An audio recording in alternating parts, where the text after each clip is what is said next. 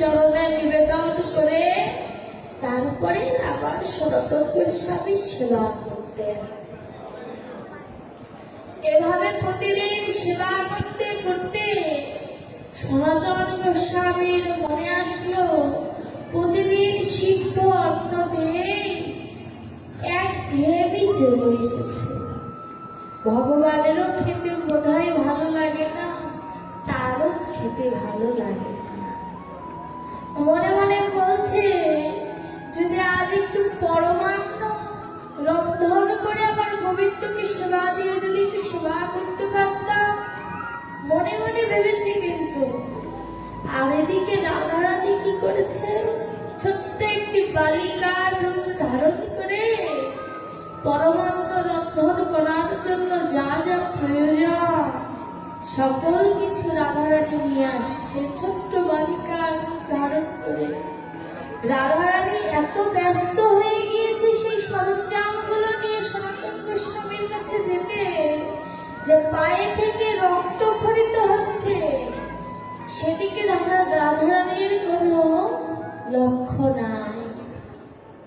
ভক্ত বাসনা করেছে। সনাতন গোস্বামীর কাছে যে বলছে, বাবা, সনাতন গোস্বামীর ধ্যান ভঙ্গ হয়ে গিয়েছে। রাধারানীকে জিজ্ঞাসা করছে, কে রে তুই?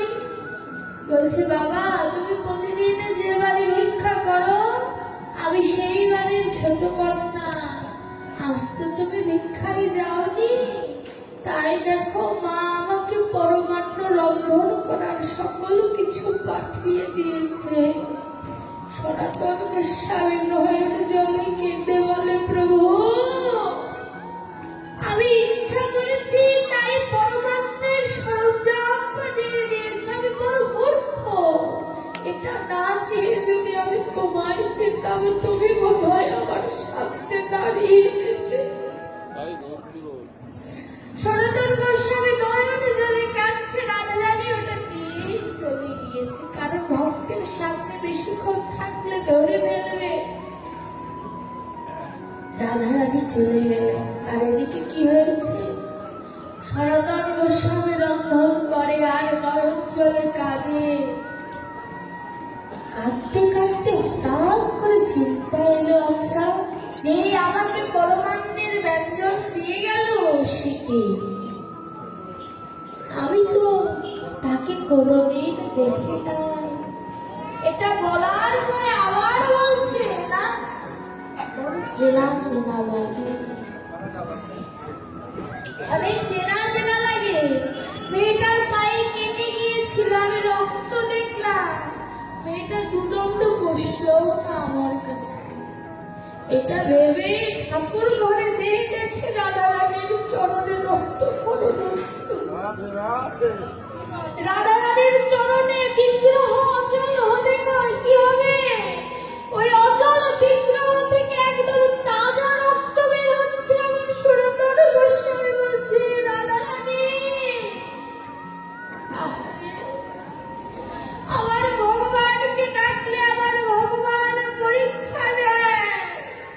কিন্তু কেউ যদি আমার রাধারানীকে যদি একবার স্মরণ করতে পারে, আমার রাধারানী ভক্ত অভক্ত দেখে না, কৃপা করার জন্য সব সময় তৈরি হয়ে থাকে।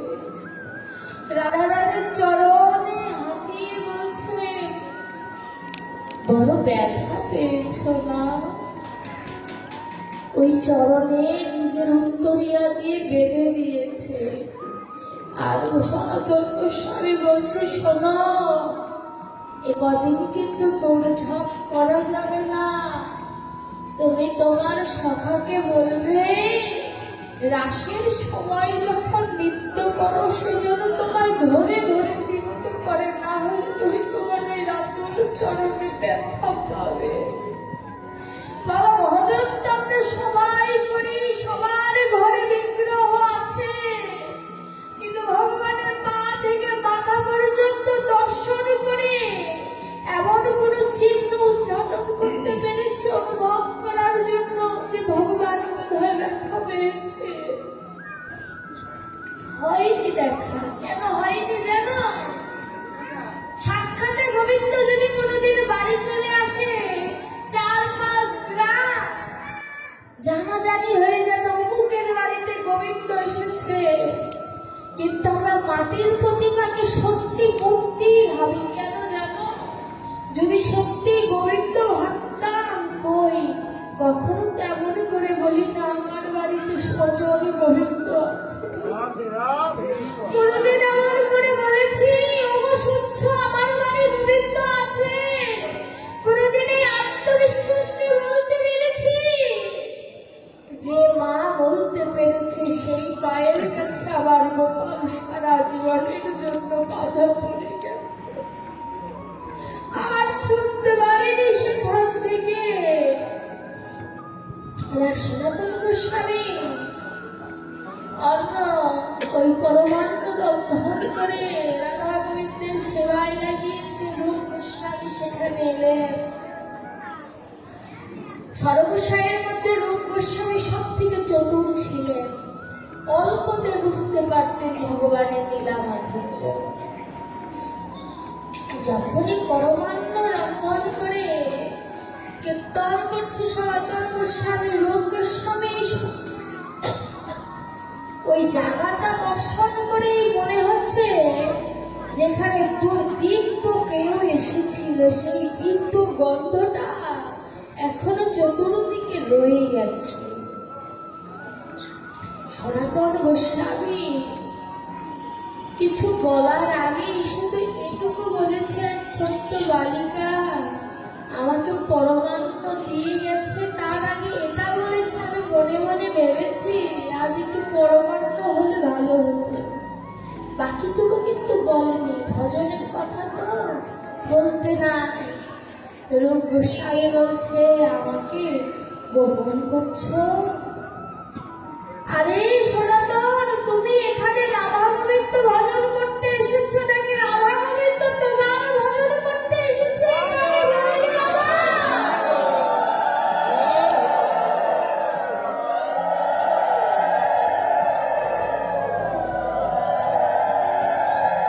কথাটা কত মাধুর্যপূর্ণ দেখুন। রূপ বলছো, রে সনাতন তুমি কি রাধা গোবিন্দের ভজন করতে এসেছো নাকি রাধা গোবিন্দ তোমার ভজন করার জন্য তৈরি আছে? বলতো আমার ভক্ত যদি কেউ সনাতনের মতো হতে পারে, রূপ গোস্বামীর মতো যদি কেউ হতে পারে,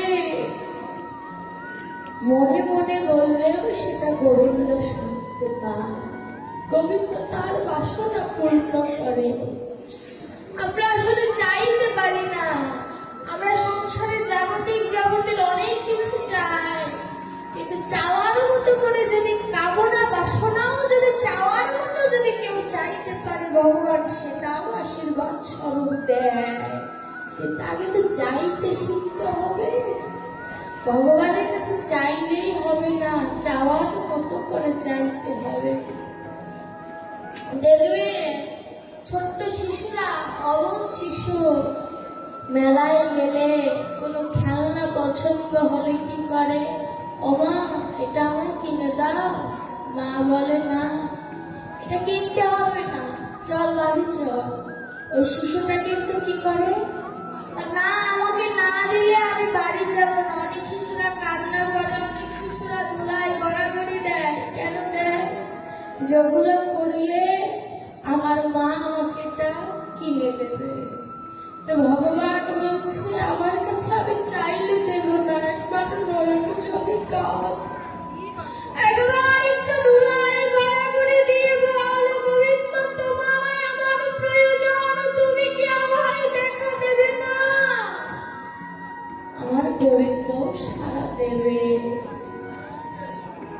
এটা একটা উদাহরণ স্বরূপ, আমাদের জাগতিক জগতের একটু উদাহরণ স্বরূপ আপনাদের বোঝানোর চেষ্টা। দেখো এই জগতের মায়ে বাবে, মা বাবা 10 মাস অপেক্ষা করে আমার মুখটা দেখার জন্য, আর আমার ভগবান কতদিন অপেক্ষা করে আমাকে পাওয়ার জন্য? চিন্তা করেছে?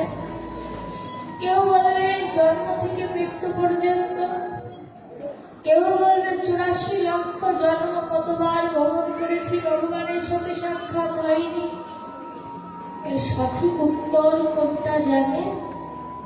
যতদিন আমার মায়ার অন্ধকার বুঝে নাই, ততদিন আমি ভগবানের কাছ থেকে দূরে আছি। আর কাছে যাব কোন দিন?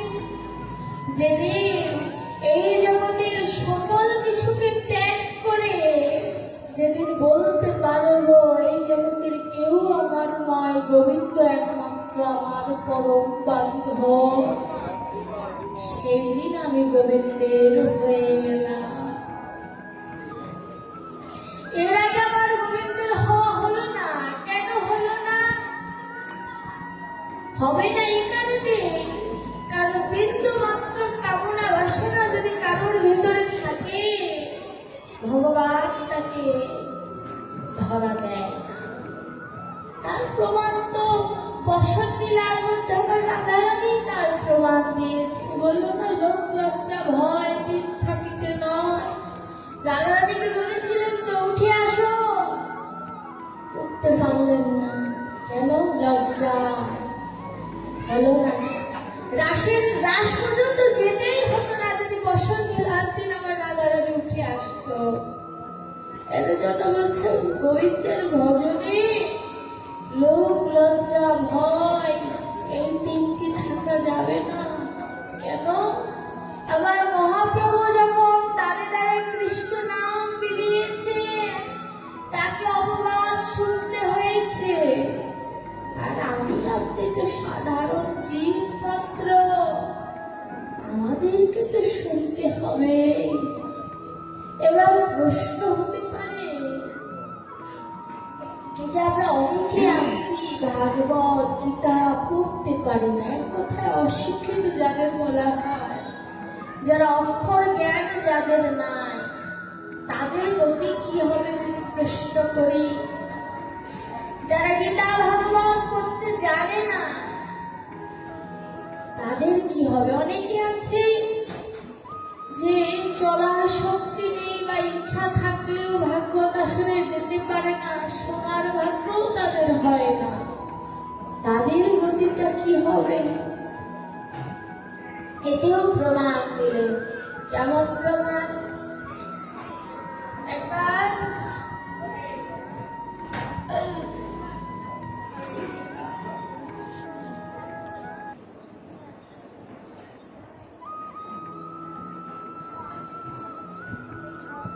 কি হয়েছে, এক ভক্ত গুরুদেবের কাছে দীক্ষা নিয়েছে। গুরুদেব বললেন, বাবা আর কোনো কাজ করিস আর না করিস, এই যে তোকে গীতাটা দিলাম, গীতাটা প্রতিদিন পড়বি এক অধ্যায় করে, দেখবি ফল পাবি। শিষ্য বললেন, ঠিক আছে বাবা, আমি চেষ্টা করব প্রতিদিন এক অধ্যায় করে পড়া। গোপন করে গেলেন যে তিনি অক্ষর জ্ঞানহীন। বাড়িতে গিয়েছে, ঠাকুরের আসনে গীতাটা রেখেছে, ভগবানের সামনে বসে বসে কাঁদছে যে দয়াময়, গুরু বাক্য লঙ্ঘন করার অপরাধ যে বড় কঠিন, কিন্তু আমি যে আমার গুরুদেবকে কথা দিচ্ছি, কিন্তু আমি তো পড়তে জানি না, আমার কি গতি হবে না? আমার কি কৃপা হবে না? ভগবানের সামনে নয়ন জলে কাঁদছে। গীতার প্রথম পৃষ্ঠার ছবিটা কেমন? ভগবান রথের রথী অর্থাৎ রথ চালাচ্ছে, রথের উপরে বসে আছে কি অর্জুন। একটু খেয়াল করেছেন যে অর্জুনের উপরে ছাতি আছে, ভগবানের উপরে কিন্তু কোনো ছায়া দেওয়ার কিছু নাই। খেয়াল করেছে? সুখদেব গোস্বামী পরীক্ষিতকে এই বিষয়ে বলেছিলেন যে আমার ভগবান মাথায় ছাতি রাখে নাই কেন জানো? ভগবানের গরম লাগে না এই জন্য না, কারণ ভক্তের ভিতরে ভগবানের প্রাণটা রয়েছে। ভক্ত ছায়ার নিচে থাকলে আমার গোবিন্দ ছায়ার নিচেই থাকে, আলাদা কোনো ছায়ার প্রয়োজন হয় না।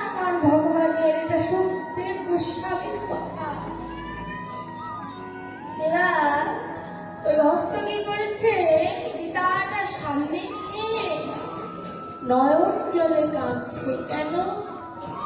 ভগবান অর্জুনের রথের রথী অর্জুন কতটা সৌভাগ্যবান যে তার রথের রথী আমার স্বয়ং গোবিন্দ। এই ভেবে প্রতিদিন কাঁদে। এই কান্না দেখে কিছু প্রতিবেশীরা ব্যঙ্গ করতে লাগলেন। কেমন ব্যঙ্গ? এমন ভাব ধরে কাঁদছে যেন মনে হয় কি তার সব কিছু সে জানে। ব্যঙ্গ যখন করতে লাগলে ওই ভক্ত নয়ন জলে আরো বেশি করে কাঁদে কেন? ওই ভক্ত বুঝতে পারলেন এই জগতের কেউ তার আপন নয়, সবাই তাকে নিচে নামানোর জন্য তৈরি রয়েছে। এই ভক্ত নয়ন জলে কাঁদতে কাঁদতে কৃপাটা কখন হলো জানেন?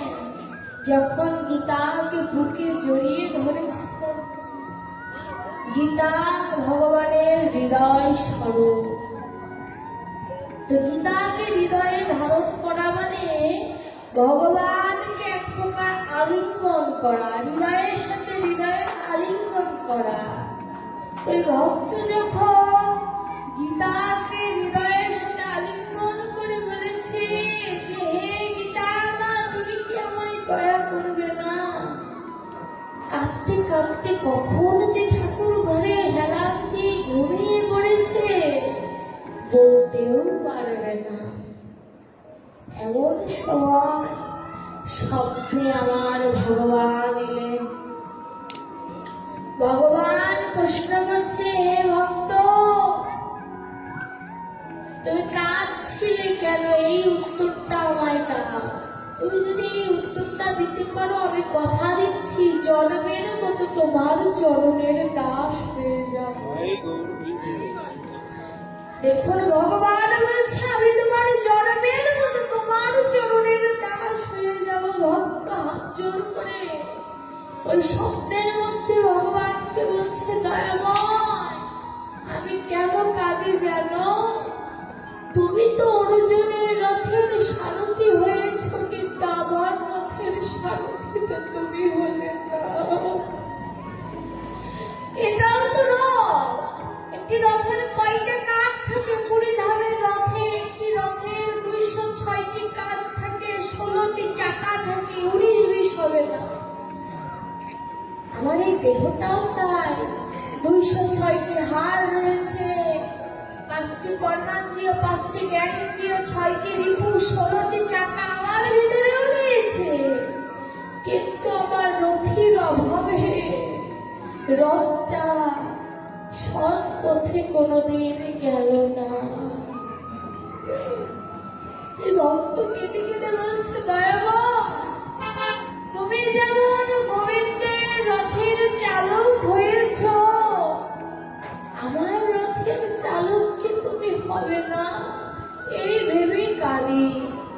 আবার এটা ভাবি যে রথের চালক যদি কোনোদিন হয়ে যায়, আমি তো গীতা পড়তে জানি না, তুমি যদি একবার আবার রথের চালক হয়ে যাও আমি কি করবো জানো?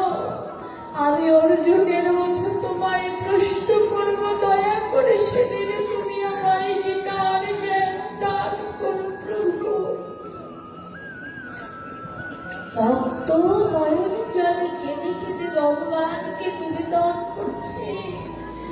ভগবান বলছে, জীববাসী দেখে নে, চাইনি হয়নি, একবার শিখে নে। ভগবানকে কোনোদিন বলেছি দয়াময় তুমি আমায় ওই গীতার জ্ঞান আমায় হৃদয় মাঝে দান করো? কোনোদিন বলেছি? ভক্ত বলছে আমি তো অক্ষর জ্ঞানহীন, গীতার শ্লোক আমার পড়া হলো না, তুমি কি আমায় কৃপা করবে না? এই ভেবে আমার বুকটা ফেটে যায়। ভগবান নয়ন জলে কেঁদে বলছে, ভক্ত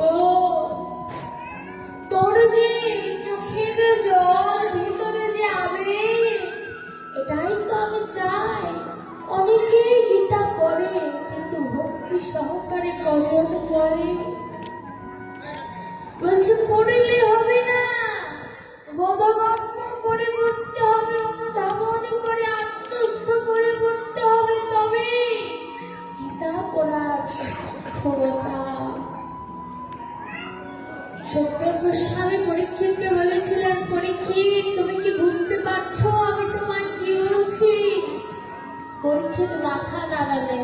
সুখদেব গোস্বামী রেগে গিয়ে বললেন, পরীক্ষিত আমি কি বলেছি বুঝতে পারছো?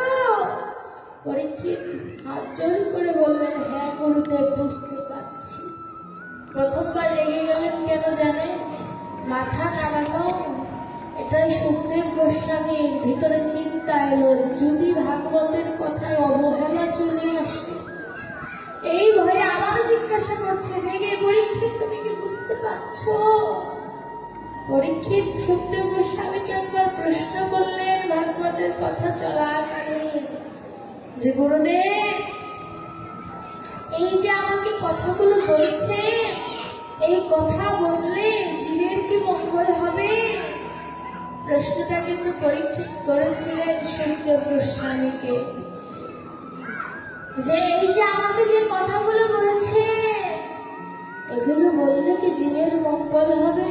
ওই ভক্ত যেমন স্বপ্নে গোবিন্দের কৃপা পেল, তেমন কৃপা কি আমরা শুনলে কি পাবো? উত্তরটা এরকম।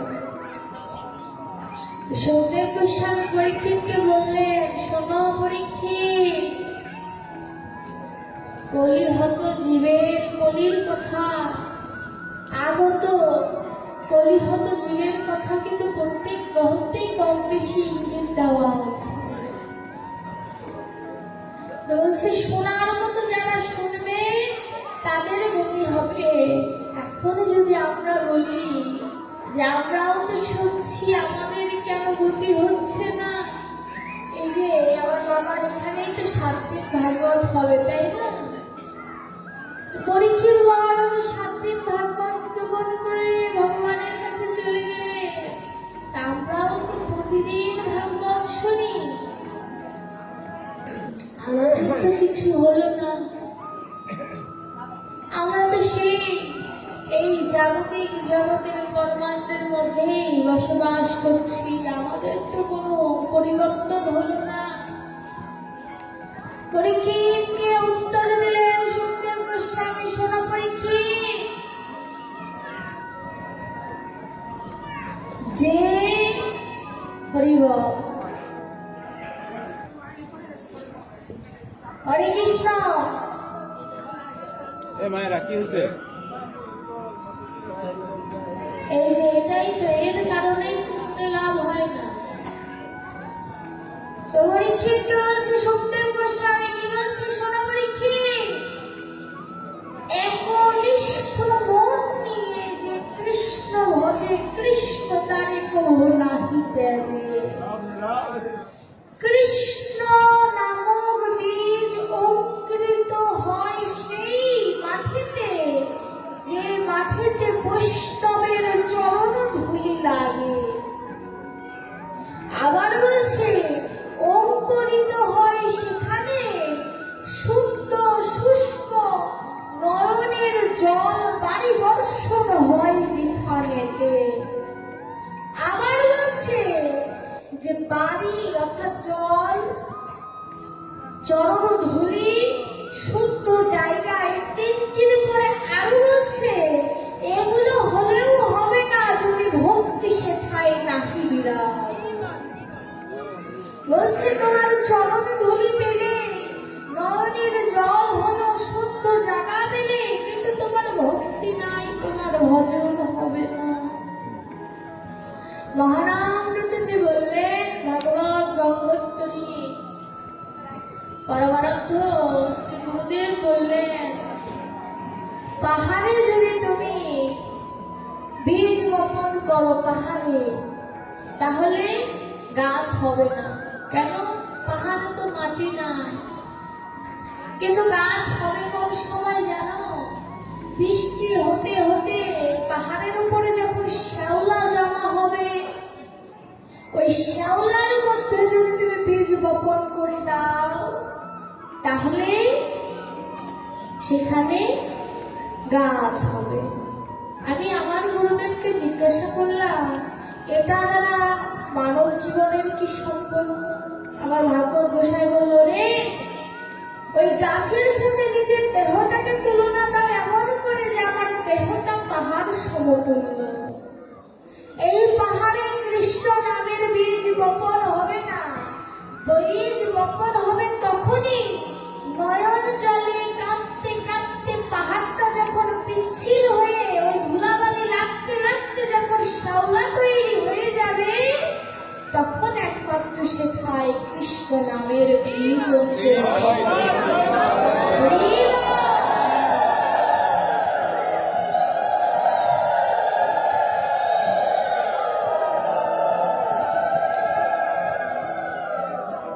বলছে দেখো, এই যে ছোট ছোট কথা গুরুর কাছে না গেলে জানা যায় না।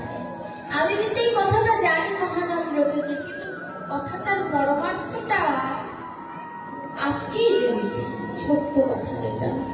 এখানে অর্থটা এমন, এখন যদি আপনি ধরে জলের কথা বাদ দিয়ে যদি বলি আমার এই দেহটা পাহাড় সমতুল্য, আমি কাঁপতে জানি না, আমি ভক্ত সঙ্গ করার সময় নাই, আমি চাকরিজীবী, আমার গতিটা কি হবে? ডক্টর মহানামব্রতজি ভাগবত গঙ্গোত্তরে তিনি বললেন, শোনো, যারা কাজে থাকে ভগবান তাদেরকে দেখে যে তারা কাজে রত আছে। কাজে রত থাকতে থাকতে যখন তুমি কাজের ভারাক্রান্তে ক্লান্ত হয়ে যাবে, ওই ক্লান্ত সময়টাও যদি দীর্ঘ নিঃশ্বাস নিয়ে যদি একবার গোবিন্দ বলতে পারো, তোমার আত্মনিবেদন হয়ে যাবে। কত সুন্দর সুযোগ দিয়েছে আমাদের, যে আমরা অনেক সময় হাই উল্লাস করি না, যে এই কাজটা হলো না। কথাটা এমন ভাবে না বলে যদি এভাবে বলতে পারি যে গোবিন্দ তুমি দয়া করলে না, কাজটা আমার দ্বারা হলো না, এইভাবে যদি কথাটা বলি, আক্ষেপটা কাকে জানালাম? আমার গোবিন্দকে। পরের বারে যদি চেষ্টা করি, আমার গোবিন্দ কৃপা করবে। যদি এভাবে বলি, আহারে গোবিন্দ, আজকে ছোট্ট শিশুটা হাসপাতালে ভর্তি, তুমি দয়া করো যেন সুস্থ হয়ে যায়, ভগবানের উপরে ছেড়ে দিলে ভগবান তাকে সুস্থ করে দিবে। কিন্তু আমরা ভগবানের উপরে না তো ডাক্তারের উপরে ছেড়ে দিই, ডাক্তার একটু সুস্থ করে দেয়।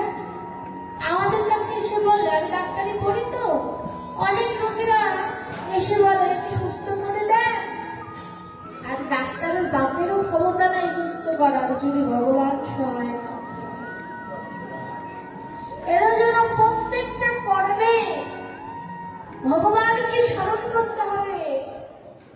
ভগবানকে স্মরণ করে যদি চোর চুরি করতেও যায়, গৃহস্থ তাকে ধরতে পারবে। যদি চোর ভেতরটা যদি তার ভজনের থাকে, কিন্তু আমরা ভগবানকে ডাকি না। এই যে আমরা ভগবানকে সেবা দিই, এই যে ধরুন এই যে এখানেই সেবার বস্তু রয়েছে, আমি তুলসী পত্র নিবেদন করে গোবিন্দায় নমঃ বলে অর্পণ করে দিয়েছি, আমি কিন্তু এই গৃহকর্তার মাধ্যম। আমার কথায় গোবিন্দ এই প্রসাদ সেবা নেবে না, কারণ আমাকে ডেকে এনেছে, আমি মাধ্যম। কার কথায় প্রসাদ গ্রহণ করবে?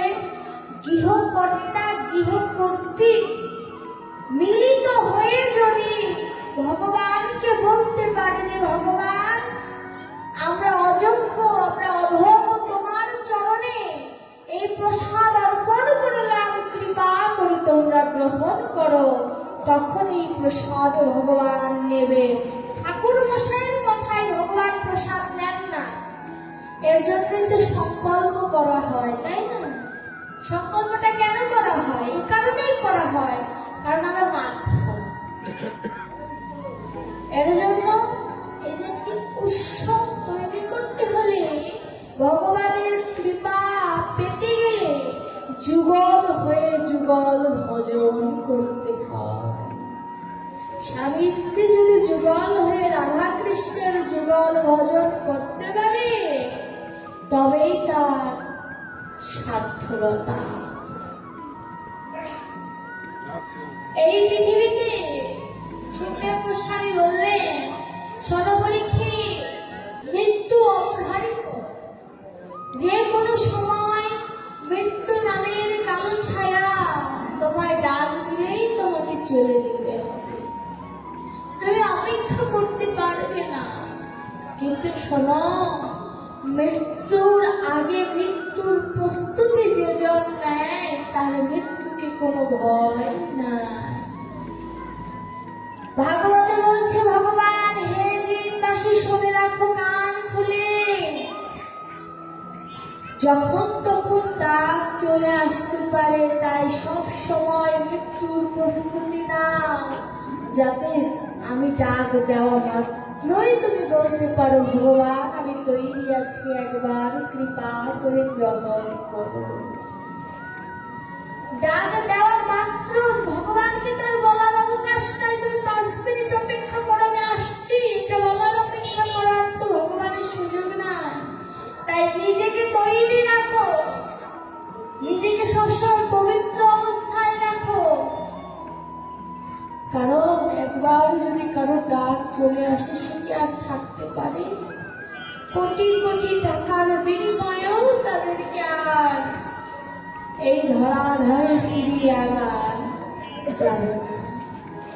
যেমন এই জাহাজ দোলর মামা এই যে অনুষ্ঠানটির আয়োজন করেছে, আর উপলক্ষে অনেকে অনেক কিছু উপলক্ষে ভাগবত দেয়, কিন্তু মা বাবার মৃত্যুবার্ষিকী উপলক্ষে ভাগবত 7 দিন ব্যাপী ভাগবত খুব কমই হয়। যোগ্য সন্তান যদি কেউ পৃথিবীতে রেখে যেতে পারে, সেই যোগ্য সন্তানের দ্বারাই এই ভাগবতীয় আসর হতে পারে। এই যে তার বাবা মা চলে গিয়েছে, আমার দিদাও জানুয়ারির 9 তারিখে চলে গিয়েছে, এরা সবাই আমাদেরকে কি জানিয়ে দেয় জানে, যে আমরা তো চলে গেলাম, এবার তোমরা তৈরি হও, তোমাদের পালা। আজ আমরা চলে গিয়েছি, কাল তোমার পালা, প্রস্তুতি নাও।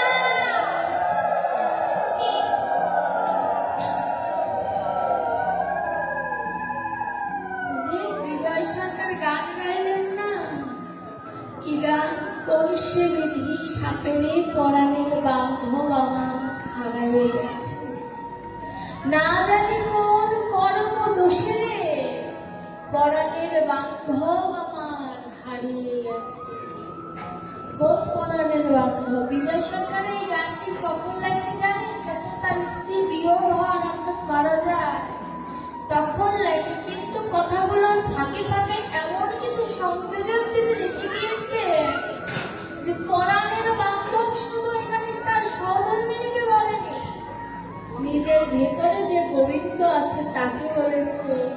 কোন সে বিধি সাপের মানে অভিশাপের, পরাণের বান্ধব মানে আমার গোবিন্দ হারিয়ে গিয়েছে, মানে অভিশাপ লেগেছে। অভিশাপ না লাগলে কি আর গোবিন্দ হারিয়ে যায়?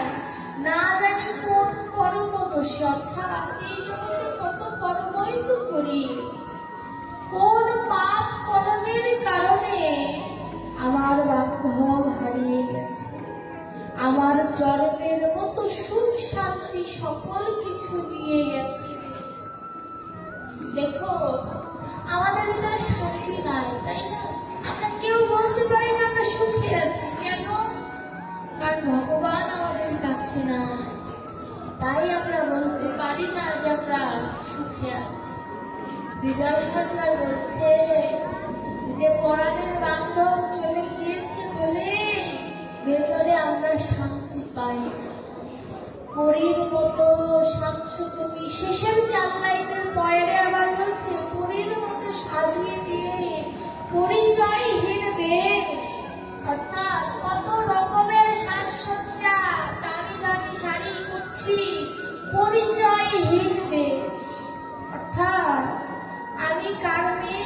বিদ্যুৎ চক্রবর্তী, প্রীতি চক্রবর্তীর মেয়ে, এটা আমার পরিচয়, এটা জাগতিক পরিচয়। আর বিজয় সরকার বলছে পরিচয়হীনের মতো বেশ, অর্থাৎ কোথা থেকে আমি এসেছি মায়ের গর্ভে এই পরিচয়টা তো আমার জানা নাই, তাই বলছে পরিচয়হীনের মতো বেশ। ওরে পরাণের বান্ধব আমার হারিয়ে গেছে। যেদিন ওই পরাণের বান্ধবকে পাওয়া হবে না, সেদিন সব পাওয়া সেদিন সার্থক হয়ে যাবে। সুখদেব গোস্বামী পরীক্ষিতকে বলছে, পরীক্ষিত তুমি জানো বৃন্দাবনে যখন সখীগণ আমার গোবিন্দকে ভালোবাসত কেমন করে? পরীক্ষিত জিজ্ঞাসা করলেন কেমন করে ভালোবাসতেন?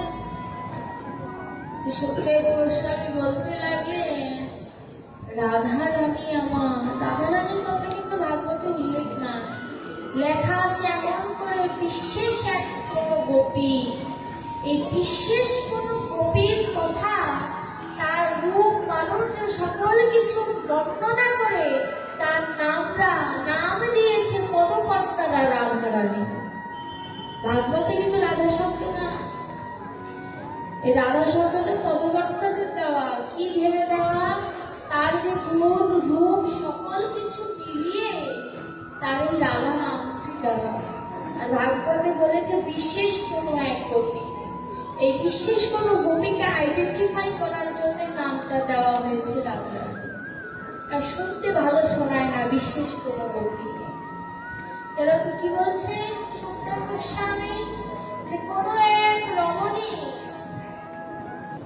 আরেক রমণীকে, অর্থাৎ কোনো এক নাগরিক আরেক নাগরীকে বলছে, ও নাগরী, আজ আমি যমুনায় জল আনতে গিয়েছিলাম।